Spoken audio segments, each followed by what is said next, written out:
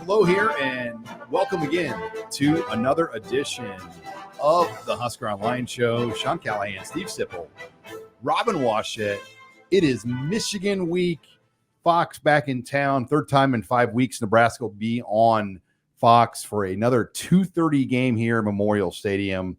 Guys, lots to talk about here as we delve into this with Nebraska and Michigan. But I think, number one, we're going to find out right away this week if Nebraska is for real. Right now, they lead the nation in rushing defense, and they lead the nation in yards per carry allowed in defense. And they're number one in the Big Ten in rushing offense, and I believe sixth nationally in rushing offense. So those stats will get your attention.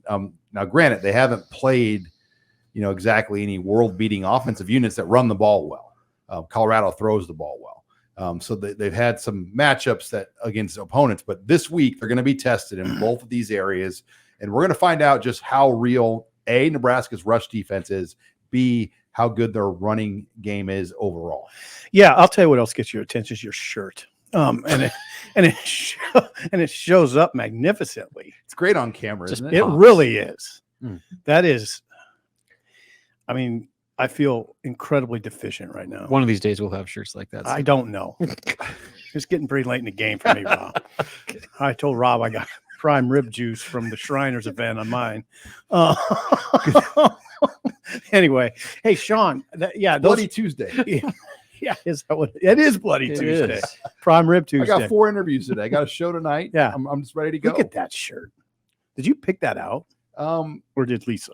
No, I got it actually, Nate. I was at Gary Michaels, our buddy, in the spring. It was from Gary. I had a derby event to go to, and I had this shirt to wear to a derby party. Kidding aside, it's a gorgeous shirt. Nebraska. Nebraska. I'm not downplaying those stats at all. I'm not downplaying holding teams to 1.83 yards per carry. I'm not downplaying the fact Nebraska leads the Big Ten in rushing. Because we've pined for it. Mm-hmm. We've pined for Nebraska being in the top 25 nationally in sacks, and they're 15 or 14, whatever they are. Those are the kind of stats that make a difference. Yeah, I know. It's early in the season, and stats mean more and more as the season goes on. But I'll be the last guy to say, they're no big deal. No, they are a big deal. It like Rule says. What Rule said on Monday is they are a step in the right direction. Yeah, and so, sure, Colorado didn't even try to run the football. Louisiana Tech hardly even tried to run the football. But guess what? Minnesota wanted to, and they couldn't. Minnesota, who hangs their hat on a run-heavy offense, had to throw the ball to beat Nebraska. 35 times in the second half, 44 times in the game, which was the most throws by a Gopher team since 2015. That does get your attention. Absolutely, it does. Northern Illinois wanted to run the football, and they couldn't. No. So that's the thing. When teams have tried to test Nebraska on the ground, they are not getting anything out of it in terms of production. So while you can say some teams haven't even tried, the teams that have tried couldn't. So that's kind of where I kind of blend. You want to talk about the schedule. Teams did try to run on Nebraska, and they couldn't do it. Yeah. So now we'll see if they can hold up against arguably the biggest challenge on their schedule in that regard with Michigan. Michigan's going to come at them with that 2-back set with as good of an offensive line as there is in the country. How are they going to hold up against that? It is a big test, but Michigan is 46th nationally rushing. They're not running the ball like they have the last 2 years. The last 2 years they had the nation's best offensive line. I think they call it the Joe Moore Award, Sean. The Joe Moore Award is the nation's best offensive line. They lost their center, who was the Remington Award winner, and that's a big loss. It's been a big loss. Transfer. Yeah, been a big loss. Oluwatimi? Yeah, so their offense is not revved up yet. Now, maybe they're pointing to this week. I don't know. Their schedule, guys, let's call it what it is. They have the best schedule of any Power 5 team in college football as far as developing a team. Bowling Green, East Carolina, UNLV, and then Rutgers. All 4 in Ann Arbor. So you think the numbers would be better? Mm-hmm. Well, maybe they're trying to play a lot of guys, though, and develop a roster, because championships aren't won on the games like that. So they're developing, in my opinion. That could be. They're developing a team in September to get ready for the stretch when they have Penn State. They have 2 playoff games on their schedule, Penn State and Ohio State. and they're building that team for those moments. And remember, Jim Harbaugh was gone for the first 3 weeks. No, he was. So he was back last week, and they beat Rutgers, 31-7. Which was it's kind of a joke that he had to be suspended. I mean, as an aside, now so that's 4. They've played 4 games all at home. This will be their first road game. They're probably happy. They're probably happy to get away. I mean, that's the way it works. It'd be a long month to be at home. I mean, right. Think about it. I mean, we've been all over the world. It feels like compared to the teams are happy to take their best 72 and go. I mean, and so it'll 74. be 74. Thank you, Sean. So yeah, it'll be formidable, but Michigan is not the offense that it was the last 2 years yet. Yet. I think yet is the word, because this is a team that's built to play their best football in November, December, absolutely, January. And so that's where the test is now, where the Big Ten season is officially here for them. Now is when they separate themselves from the rest of the conference. And, unfortunately, Nebraska is going to get, the first taste of that. But, again, go back to 2 years ago when Michigan came into Lincoln. It was a very similar circumstance. That was considered the best team in the Big Ten. They had Aiden Hutchinson and all this star power all over the board. And Nebraska should have beat them. Nebraska came a bad turnover late in the game away from pulling off the upset. And so that's one of those deals where, on paper, you can say Michigan has all these advantages, whatnot, but with the way Nebraska's been playing, their strengths fit against Michigan's strengths in a lot of different ways.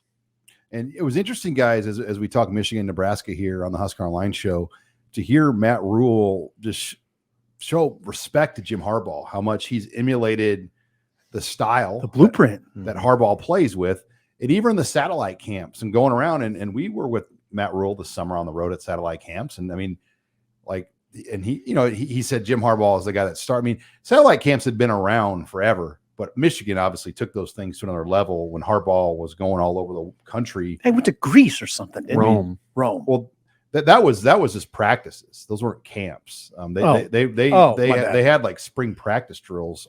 They went overseas. They went to South Africa. Good God. They went to Paris. Spare no expense. They went to Rome. Yeah. Well, there was a booster that paid for it. So like interesting. Some booster paid for it. But just to hear Matt Rule talk about Jim Harbaugh, and I'm curious if they really know each other. Jim Harbaugh strikes me as a guy that doesn't let a lot of people close to him. I mean, he's kind of his own guy. Totally agree. But it is Sean Rule. Absolutely. I mean, he said it in pretty plain terms that Nebraska's blueprint will be Michigan's blueprint, except Nebraska runs some speed option. They run option. Michigan doesn't run option I know of. They run a pro-style system, though, with a dual threat guy. Yeah. Mm-hmm. And they could run option, by the way. You could argue McCarthy is by far the best quarterback Harbaugh's had over his run at Michigan. I mean, think about probably. Yeah. I mean, I'm trying to think who they are. Well, I mean, Devin Gardner, was he there? One of them is at Iowa right now. No, Gardner. McNamara was there. And McCarthy beat out McNamara. Gardner, I think, was before. Yeah, he was before. But you can, I mean, they haven't had a guy like this. I don't think so. I mean, McCarthy's a pro. And Jim Harbaugh thought he could be the best quarterback in Michigan history. He's scary. He's the type of guy that defensive coordinators absolutely don't want to see, because he's a pass-first guy who can run like the wind. That's the worst case scenario. So he plays alive. Yeah, it's the worst case scenario for a DC. Pass-first guy, which he is, who can run like the wind. Now, you'd rather have it the opposite. Well, and Shedeur Sanders at least tested Nebraska. They have seen a really good quarterback already this year, and they couldn't. I mean, Shedeur Sanders held the ball a long time in that game. Yeah. So that they'll be ready for this. But if Michigan runs the ball well, then the play action becomes a factor, and that's where they make. They're not loaded up at receiver. I don't want to make their offense sound like it's an overwhelming challenge. It's not. They haven't been that great this year. They're very good at tight end. They don't have great receivers. They haven't. Roman Wilson's a good receiver. They have a couple other guys that are pretty good, but they're not like Ohio State in any way, shape, or form. All right, when we come back, we're going to talk offensive storylines for Nebraska. We'll get into the quarterback discussion with Jeff Sims, Heinrich Harburg, talk some running back, offensive line numbers, and more. You're listening here to the Husker Online Show. And welcome back here to the Husker Online Show. Sean Callahan, Steve Sipple, Robin Washut talking Nebraska and Michigan. This segment of the show brought to you by Caldera Lab Skin Regimen. Gentlemen, we all know first impressions matter. And if you're not taking care of your skin, that's going to be the first thing someone notices and instantly either thinks you're way older than you are, Sipple, or you just don't care about your appearances. Show them that you do make a great first impression by getting on Caldera Lab. And guys, I've been using Caldera Lab for the last couple of months. It's an outstanding product. It's super easy to use. Wash your face like you are normally when you're in the shower or whatever. And then when you get out, you put a little thing underneath your eyes, on your face, and you're done. And it really takes great care of your skin. It's a great product. And we have a special as well for Husker Online users. We can give you 20% off right now. It's the best offer you're going to find anywhere by simply visiting calderalab.com. Use the promo code Husker, and they'll give 20% off. That's calderalab.com, promo code Husker, to get that 20% discount on Caldera Lab skin products. Thanks again to Caldera Lab for sponsoring here on the Husker Online Show. All right, let's get in now to the discussion, guys, about the quarterback position. Heinrich Haarberg practiced Tuesday, so I think things are in a good position there. Jeff Sims has practiced this week as well. They've got both quarterbacks available going into this game.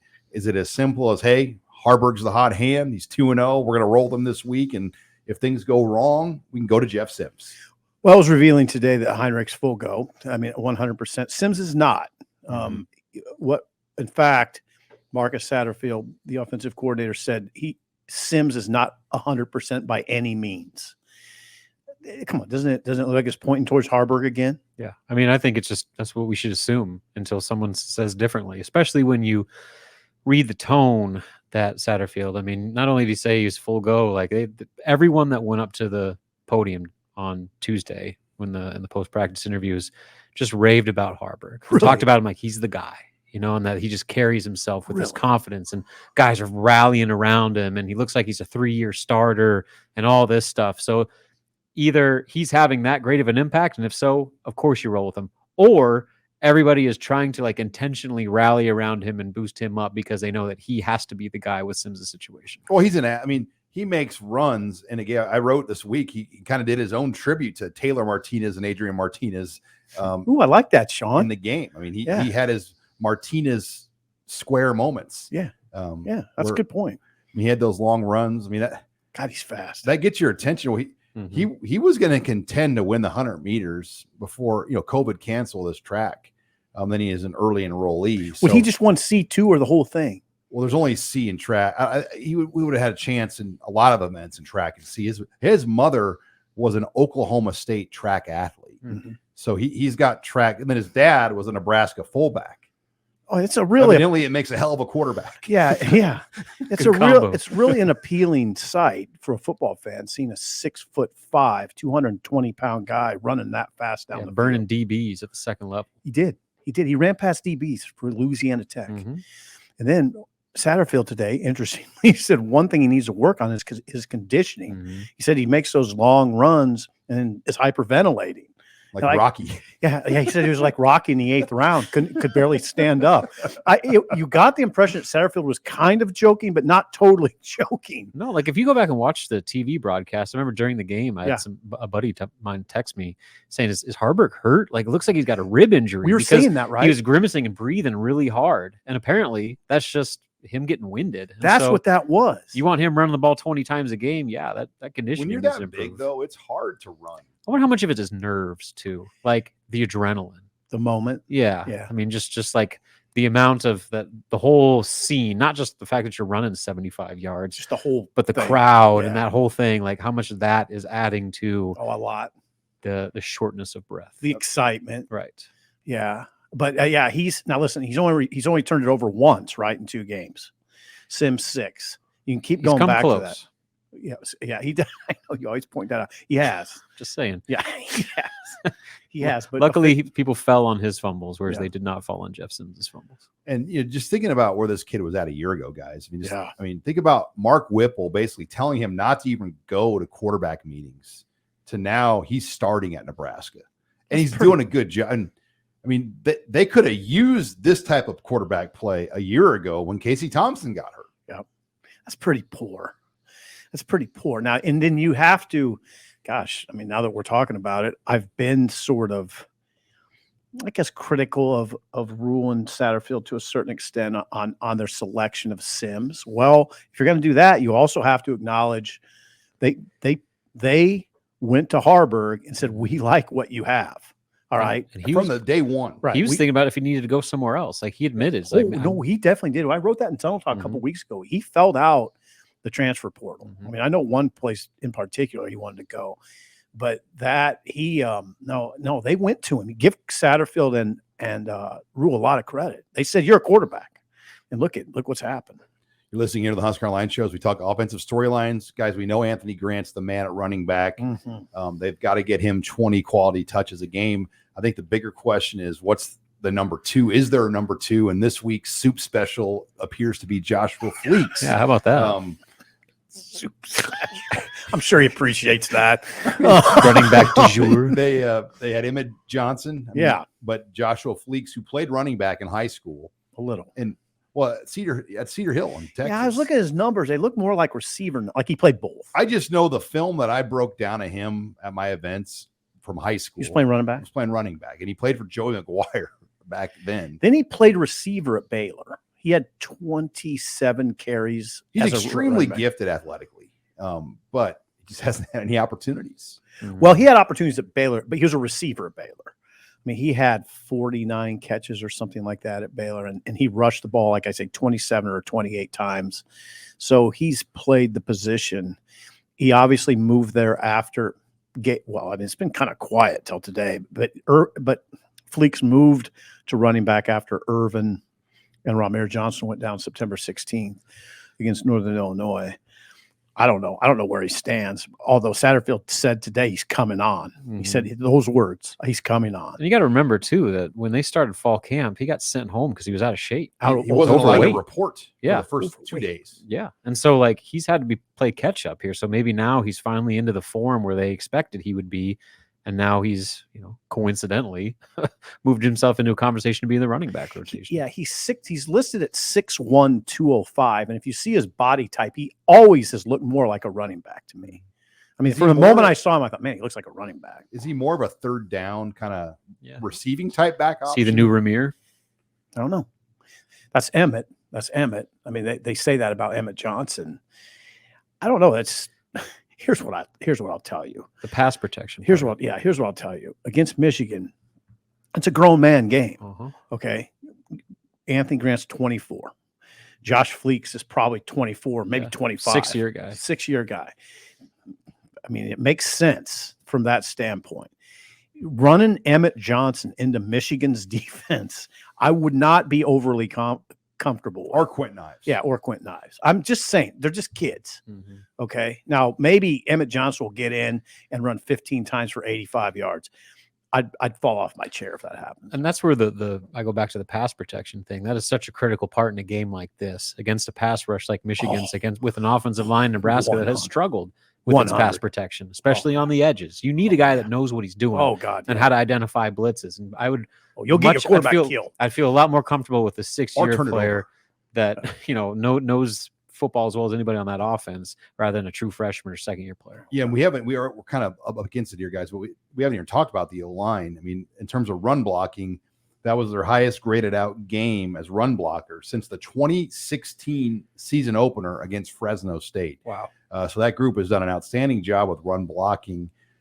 Pass blocking still questions. I mean, I think that's the liability, and they've built this offense around a way to protect those guys, run more option plays, play actions, different ways, because traditional 3-5 step drop pass plays, not a recipe here as we wrap up the discussion here. Well, I don't know. You have to evaluate the film, which I don't. How much of that was pressure that Louisiana Tech was bringing early? Were they outnumbered? Was there breakdowns at the running back position and pass protection? I don't want to hang it all on those guys. Switching the conversation to the run game, when you run for 312, somebody did something right up front, right? No doubt. I mean, they ran for 312, could have got 400. And with the 3 sacks they gave up, Rule noted that a couple of those were in Harburg because it was an RPO and he didn't hand the ball off. See, He there you go. He kept the ball and then just got it, like basically ran himself into a sack. See, there you go. That's a good So point. it's not all on the O-line. And Bryce Benhart, right now, the number 1 graded out lineman on this team. He's allowed just 1 sack this year. He has not been penalized.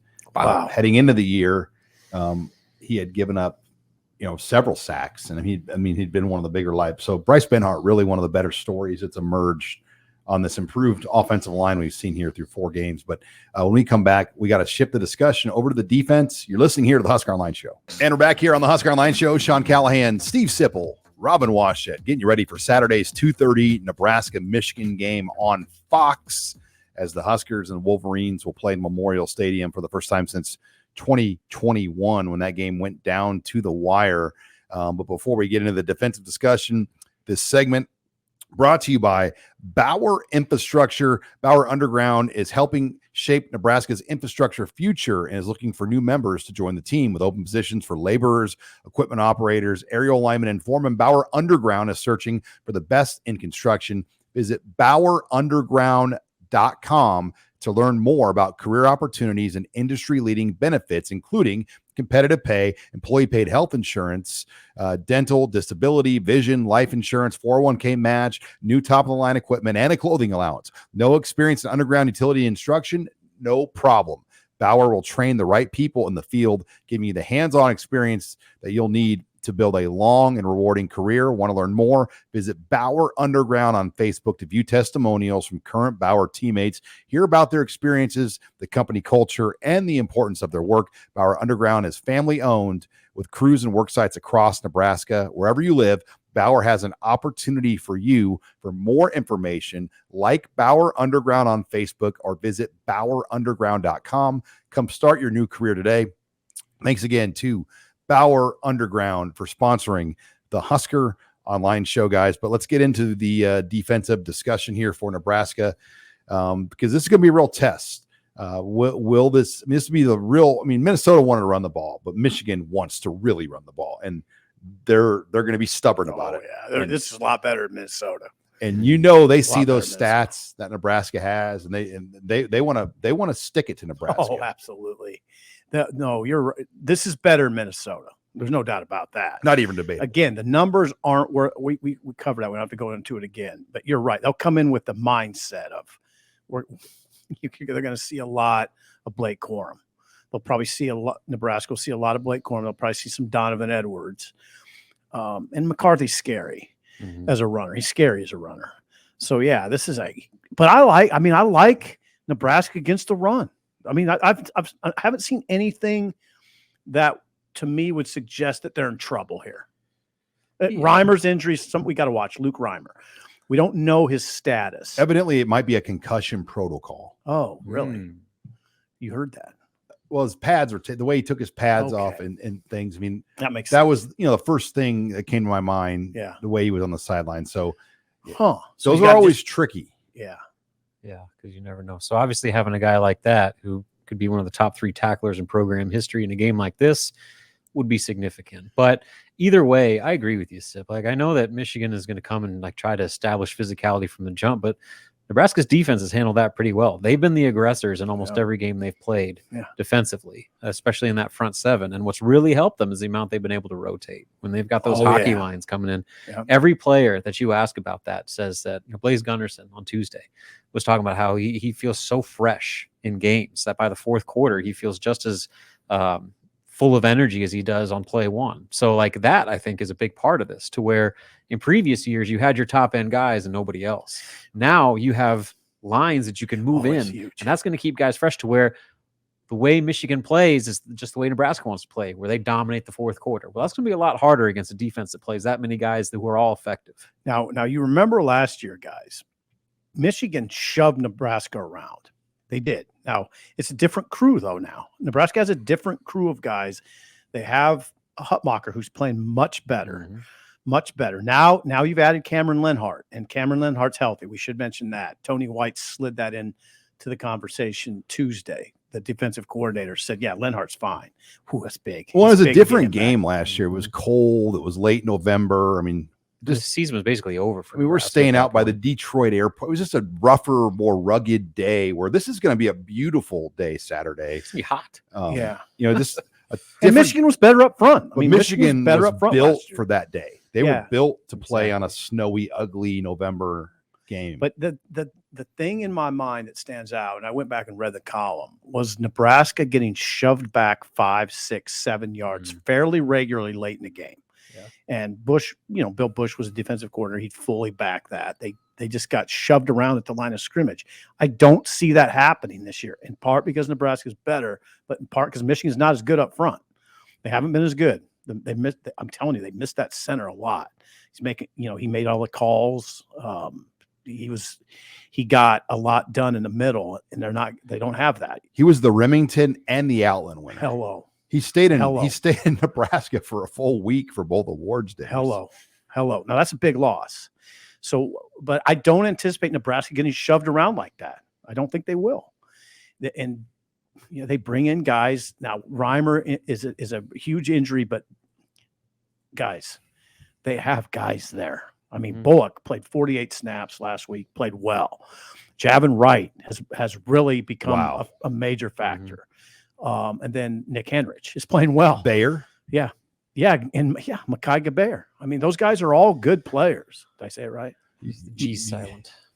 G silent. Let's just keep the streak of Sipple names going here. Mekhi Bayer. Okay. Like the aspirin. Yeah. Like I need. He inflicts so much pain in you need a Bayer after you run into Mekhi. All right, that shirt's really got you going, Sean. But yeah, it's hey, listen, we're talking about their front seven or front seven or front six, and I still believe the strength of the units in the back end. Yeah, now, Omar Brown and Singleton are really good safeties now, and they're both good in run support. That's another thing that helps. I mean, Hartstug's like the only young guy in the secondary. Everyone else is like a older 4th, 5th, 6th year player. Bunch of old heads. They are. One thing to keep in mind, too, when you talk about how important it is for Nebraska to stop the run, is they better be careful because Michigan's going to beat you, and they're going to hit you over the top with a deep pass. If you look at the way that they've thrown the ball, I'm just looking at our behind enemy lines breakdown, and J.J. McCarthy, on throws of 20 yards or more, is thrown for 236 yards and 4 touchdowns. How often is that the tight end? Doesn't say that, but almost 26% of his passing yards are on deep shots. Yeah, they go. And you know who he's going to? Roman Wilson. He's got 15 catches and 6 touchdowns, averaging almost 18 yards a catch. Roman Wilson. So that's what you got to. You can be aggressive and play the run and get those safeties creeping up, but when they do the play action, especially with a quarterback that's athletic enough to buy time and extend plays, pass it. You got to be careful. Oh, well, yeah. And the tight end is a huge factor. Their tight ends. If the defense plays well in this game, guys, the crowd could be a real factor too. Yeah. And this team, Michigan has not faced crowd. No. Like this defense needs to make Memorial Stadium a factor like it was. I mean, you go back to that night game in 2021 when Michigan came here. That was one of the most electric stages. It was incredible. And that night was incredible. Just say what it was. It was what I always say about it is if you were just a guy tuning in from Albuquerque and you were watching that game, you would never guess that Nebraska's a struggling program. They were a 3-9 team. Yeah, 3-9 team. You would never guess that their coach was on the hot seat. The stadium was incredible. They're trading blows with Michigan, and somebody would have to say to the guy, "Hey, honey, I mean, that Nebraska program's really struggling." And then the light show. You'd be like, "What?" Remember the light show when both teams came out to midfield? It was like a boxing match almost. It was incredible. All right. Well, one of the most memorable games I've ever seen. Hope we can get a game like that here Saturday here in Lincoln. But when we come back, Abby Barmore will join the show. We'll take your questions in the mailbag. You're listening here to the Husker Online Show. And we're back here on the Husker Online Show. Sean Callahan, Steve Sipple, Robin Washett, Abby Barmore joining us here for the mailbag. But before we get to that, this segment of the Husker Online Show brought to you by CHI Health. September is Prostate Cancer Awareness Month this year. It's estimated that over 288,000 men will be diagnosed with prostate cancer and over 34,000 men will die from the disease. September is Prostate Cancer Awareness Month, and I want to remind you to talk to your healthcare provider about when to begin prostate cancer screenings. Men age 50 and older should talk with their healthcare provider and when to begin screenings. Finding prostate cancer early makes treatment easier.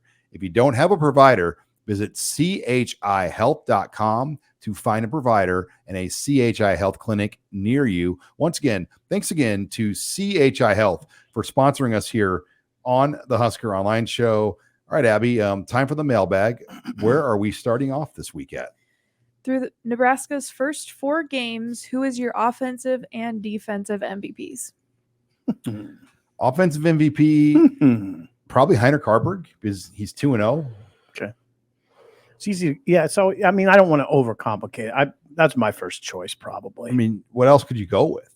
Like, you can't really – Fedoni – Can't go with Fedoni. He hasn't done enough. No, and it's all because of Harburg. Right. He's been fine. Fedoni's been good. Rob, what do you think? Yeah. I mean, no receivers, no tight ends. Maybe Grant. Maybe Benhart. I mean, you can, Benhart. but it's hard. Benhart's not a terrible choice. It's really, you know what? I don't know if it's a great commentary that we can't just pick somebody. It's got to be Harburg. I don't think it can be Grant because he No, he's got I mean, one cost game. him. Yeah, he cost him a game. Yeah. Defensively, I mean, I think Nash Hutmacher deserves some discussion. Mm-hmm. I don't know. I mean, all the linebackers have had their moments. It's hard to say, like Javin Wright or Bayer or Reimer, like one has been the best. Yeah. It's got to be Hutmacher. And Deshaun Singleton, I think, could be discussed. He would probably be number 2. I think it's Hutmacher, but it's now on the defensive side. The fact you can't pick one is it's better. It's good for a different kind of reason in the offense. They've had a lot of guys play well on that side. You know, Omar Brown could be the guy too. Omar Brown, by the way, played every snap of the game every defensive snap against Louisiana Tech. That's 66 snaps. They obviously feel extraordinarily comfortable with him. They're hardly rotating on the back end at all. They didn't in this game. Tommy Hill had 16 snaps, and he was the only defender to play more than 10 in that entire game. Outside of the starting 5 in the secondary. Tommy Hill could become the MVP if he starts getting some balls caught here. I mean, they're trying. They love his speed. I was kind of taken back when they said he almost ran that kickoff back. The one that he fumbled would have been a touchdown. He had a lane. But I think the defense, it's hard to pick one guy because they have a lot of guys playing well. Who's MVP of the volleyball team, Abby? Yeah, who is that, Abby? Seriously, come on. I got to go Bergen Riley because nothing works if you don't have a good setter. And she's made her hitters look very, very true well. Freshman? Yeah. Yes, true freshman setter. She was the Big Ten Freshman of the Week and the Setter of the Week. So she's finally getting some recognition. We're getting Abby wants to go to Tampa, guys. That's where the Final Four's at. So Florida in December sounds pretty good. Sipple wants to go to Tampa too. I'd definitely go. Yeah, I would definitely. I might let you. Oh, okay. Yeah. What do you got next? I'll carry your bag. Okay, our next one. Which quarterback do you think is going to start on Saturday, and do you think he'll play the entire game? Harburg, and ideally he should. I mean, unless it's just not working and they have to try something else, but it should be Harburg the whole way, guys, right? Yeah, I mean, I would be surprised at this point if it's not Harburg the starter. And against Michigan, you don't want to be playing games, rotating guys in and out, unless you have to. So I think it's going to be Harburg for pretty much the entire game, if not all of it. Isn't this interesting? It's kind of happened organically. It looks like Harburg is, at least on our podcast, has won the job. It'd be an upset if it wasn't Harburg starting this game, right? I mean, I think he would just have to really falter in practice this week for that to happen. I mean, he would just have to have 2 horrible practices Wednesday, Thursday. Or just get in trouble or something. Or get in trouble. Yeah, do something wrong. Yeah, something would have to go awry. All right, what do you got next? Okay. If Luke Reimer doesn't play this week, who does Nebraska turn to, and is there a big drop-off?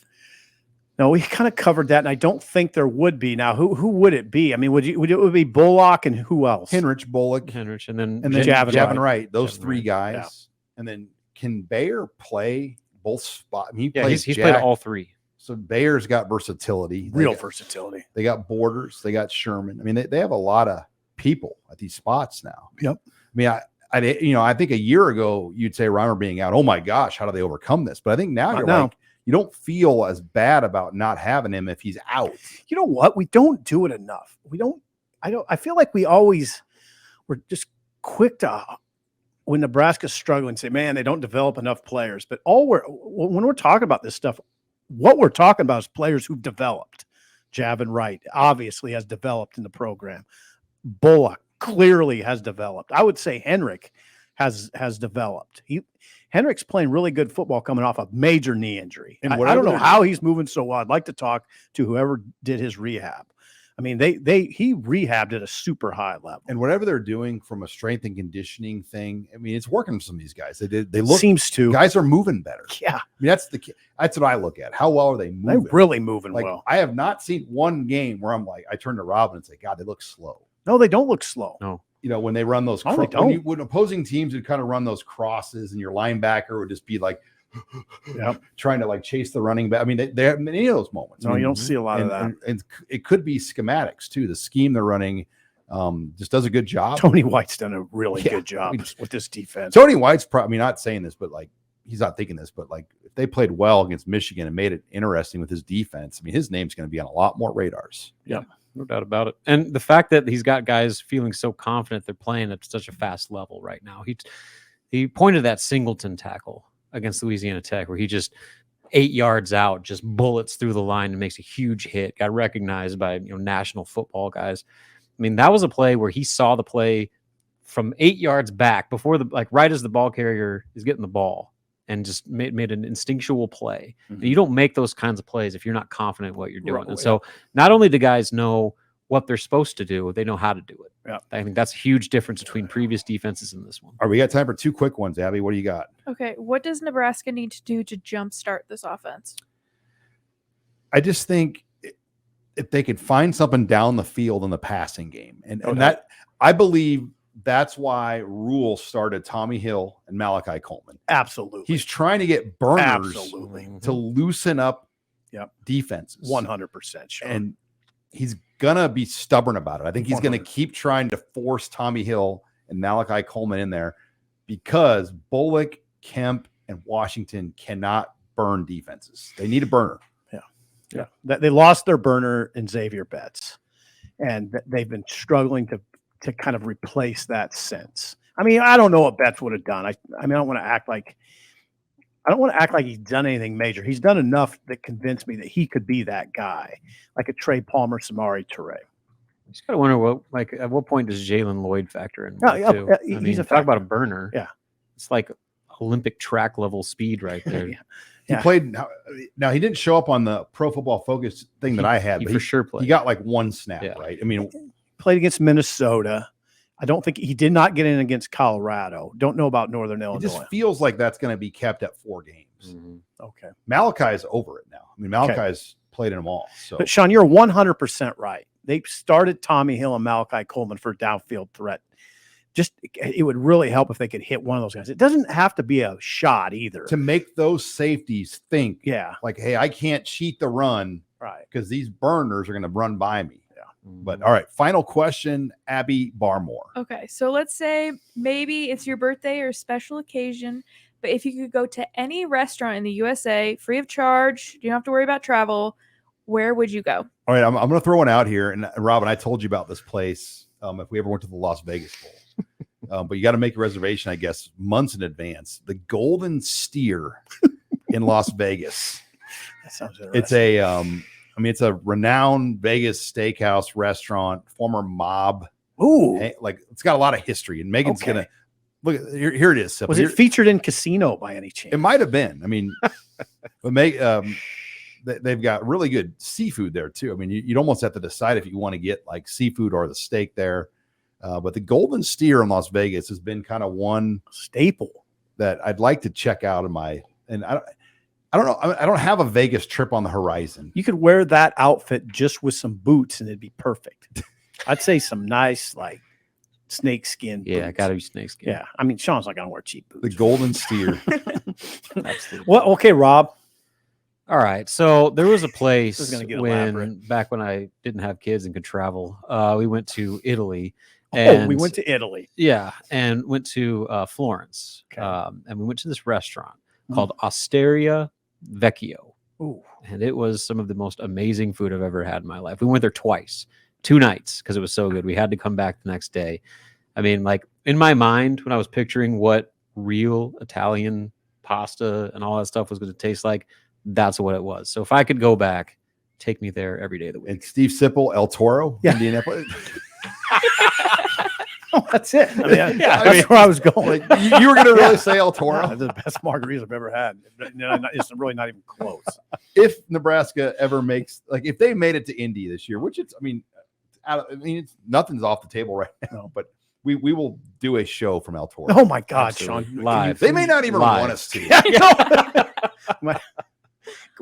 But look, the El Toro. Kind of ruin their vibe if we did. well, it there live. it They is. might. I mean, they may like, we don't need you here. Yeah, we got enough they going might. on. It'll be great until they bring out that snare drum and play the happy birthday song. It's Well, see, that's definitely part of it. an Instagram restaurant. They really treat birthday people good, so that's part of it. And it's good Mexican. I like Mexican. Now, here's the thing, though. You guys, I like Mexican, but there was steak places bouncing around in my head too. I mean, and you guys have taken me some great steak places so far this year. So St. Elmo's would be. I like the steak at St. Elmo's. I think about St. Hey, in Elmo's. Madison, we're going to go to the Tornado Room. Okay, is that good steak? Yeah, we just got to figure out our we're not staying downtown out there, so we got to figure out our transportation situation. We'll figure it out. We'll get Barry Alvarez to help us. Yeah, call your boy. we could. But we'll right off the Capitol building in Madison. Great place. Okay. Where's yours, Abby? Where are you going? I really don't know. I'm Abby. not as traveled as you guys. I don't have Cheesecake anything very Factory. fancy. Sips at El Toro. Yeah, let's not make it too tough. Well, if I could go back in time, I would go to La Paloma because that was my favorite place ever. La Paloma. Yeah, and they throwback. closed it. I'm so upset. Nice. So if you're hearing this, please bring it back. Thank you. Hey, did they close down? Yeah. Okay. All right. Well, thank you, Abby. Welcome. All right. When we come back, we'll close the show with some Big Ten talk. You're listening here to the HuskerOnline Show. Final segment here of the HuskerOnline Show. Sean Callahan, Steve Sipple, Robin Washett. This segment of the program, Steve Sipple, brought to you by our good friends at Sean, Larson Motors. If you're looking for a new vehicle, go for a new experience at Larson Motors in Nebraska City. Okay, Nebraska City. Larson Motors is one of the Midwest's only dealerships with all the major brands in one location. Finding your Chevrolet, GMC, Hummer, Ford, Chrysler, Dodge, Jeep, or Ram has never been easier. So start your new experience today at LarsonMotorGroup.com. That's Larson with an O, motorgroup.com, or at Larson Motors in Nebraska City. Larson Motors, real people, real deals. All right, guys, let's get into the Big Ten games from last week. Michigan took down Rutgers 31-7. Illinois got a scare from a Casey Thompson-less Florida Atlantic team, 23-17. They pulled out that win in Champaign. They're a shaky 2-2. They could easily be 0-4. They are shaky. Nebraska, obviously a 28-14 winner. Maryland takes down the Mel Tucker-less Michigan State Spartans 31-9 in East Lansing. And then Indiana edges out Akron, 1-3 Akron team, by the way, 29-27. The Penn State over Iowa, 31-0. I think we'll probably get into that. There's two games that we want to hit on, actually a few here. Northwestern knocks off Minnesota 37-34. Gophers blew a big lead in that game. Then Ohio State edges out Notre Dame 17-14 and almost a de facto like playoff game for both those programs in a lot of respects. And then Wisconsin beats Purdue on Friday night 38-17. Sipple, which one do you want to hit on here? Oh, I'd go to Iowa Penn State. Iowa had 76 yards of total offense. And like 3 first downs or 4? 4 first downs, 76 yards of total offense. Now they're without their leading receiver injured and two of their top 3 running backs injured. Still, wow. I mean, that's all you could get, 76 yards. The other one would be Ohio State, Notre Dame. We watched that up here, didn't we? If the ending, yeah, years ago. But the interesting that Notre Dame. I mean, I'll tell you one thing about that game it's illustrative of the fact that coaching matters, particularly late in games. Notre Dame, 10 men on the field for the final 2 plays. Okay, it wasn't just that though. They made a lot of errors down the stretch, coaching errors, and it cost them. Well, I was listening to Mad Dog Russo. Chris Russo Okay. was interviewing Gary Danielson, and he said a situation like that, there's always somebody on these staffs. Their job is to head count and have numbers. And he goes, more than likely what happened is a younger coach was just so caught up and excited in the moment and didn't do what his only job was. Didn't count. And Notre Dame wasn't gap sound. And Freeman took the fall for it. Yeah, I mean, he did. as a head coach should. He has to, but somebody obviously there's somebody whose job is to head count. Ohio State had the ball at the 1, right? Mm-hmm. And you could look. If you go back and look, Notre Dame wasn't gap sound. They ran the ball, touchdown. That's it. Not good. Now I'm going to tell you something. That haunts you forever as a coach. Mm-hmm. That's a loss that Especially in a haunts you. game That like doesn't that, go away. with that opportunity to have that happen for 2 plays. I mean, you will see kids on that team 25 years from now, and they'll think about that. Yeah, the Minnesota game was startling to me in the sense that not only did they lose in overtime to Northwestern, at one point they were up 31-10 and had a 99.5% chance of victory, ended up losing that game. If you're Nebraska and you're watching that game, it just adds even further salt to that wound of that is a game Nebraska should have won, and they should have won convincingly. Guys, Minnesota may not get to 6 wins. I know. I mean, they have to play Michigan and Ohio State still. Mm-hmm. They're 2-2. By the way, those probability numbers are always funny to me. Like, who comes up with those, and how do they do it? I think Nebraska has found a way they kind of come out of nowhere. Formula every time. Yeah. It's the funniest stat ever. Like, how do you arrive at it, and where does it come from? And once again, the West guys. I mean, Nebraska's going to be in a lot of these games. Oh God, yeah, they should be. All right, and then this week's games, we've got Penn State at Northwestern. The Nittany Lions are a 27-point favorite in Evanston. Minnesota only an 11-point favorite against Louisiana. That's a home game for the Gophers, but Louisiana's coming in 3-1. I mean, that's I'm going to watch that one. Illinois, Purdue is a pick'em. Yeah, that's West Lafayette. That makes sense. Indiana, Maryland 4-0 could be 5-0. Yeah, how about that? And they were kind of the same way last year. I mean, how about Maryland is the 4th best team in the Big Ten right now? Can you name me the 4 who would be better than them at 4? You got to say like Wisconsin, but you're right. I don't think so. Maryland 4-0, Indiana 2-touchdown favorite. Nebraska now 18-point dog to Michigan. It's gone up 1 point. Rutgers will host Wagner, so Rutgers will be 4-1 after this weekend if they beat Wagner. Oh, look at their schedule, Sean. They're going to be 6-2 or 7-1. Rutgers. They got a great schedule ahead. And then Michigan State at Iowa. So a 12.5-point spread for the Hawkeyes, but how will they bounce back? Good question. From that beating, but they're getting Michigan State at the right time. Well, they're getting Michigan State at the right time in part because Michigan State's got quarterback problems. Noah Kim, they got a lot of problems. I was going to say, to name a few. Yeah, that'd be probably about 7th on the That's list. probably their best problem. Right. But they're not. Noah Kim is not settled in as that starter very well. They went to the backup. I don't know what they'll do against Iowa. I don't know what other games are intriguing than the Illinois-Purdue game, to an extent, for West Division purposes. Like, this is a big one for Illinois. You talk about how they're a handful of plays away from being 1-3, 0-4. Like, this is a game that they're coming in as underdogs, right? Or is it a pick'em? It's a pick'em. Yeah, mine says -1 Purdue, but either way, I mean, that's a toss-up game in your division. And if Illinois is going to have any chance at bouncing back, this is a must-win game. It's a big win it's a big game for Purdue too. Purdue's 0-3 at home, Rob. Yeah, they're trying to save their season. It's they're 0-3 on their home field right now. It's a big BTN Peacock weekend, though. There's not a lot of marquee matchups. I mean, you've got Michigan State and Iowa's on NBC. All right. I mean, man, the Big Ten's just like, we really need these 4 West Coast teams so we have some quality. I mean, because Michigan State, Iowa, that should not be on NBC. No, unless you expose the nation to elite punting. Well, and Nebraska, Michigan, that's the game of the week by far in the conference. Not even close. Yeah. Oh, yeah. So looking forward to it, boys. Let's get after it, and we'll be back on Thursday with HuskerOnline headlines. So make sure you join Sip and I for that. Make sure you check out HuskerOnline.com. Plenty of great coverage as we get you ready for Saturday's game with Nebraska and Michigan. For Steve Sipple, Abby Barmore, Robin Washett, I'm Sean Callahan.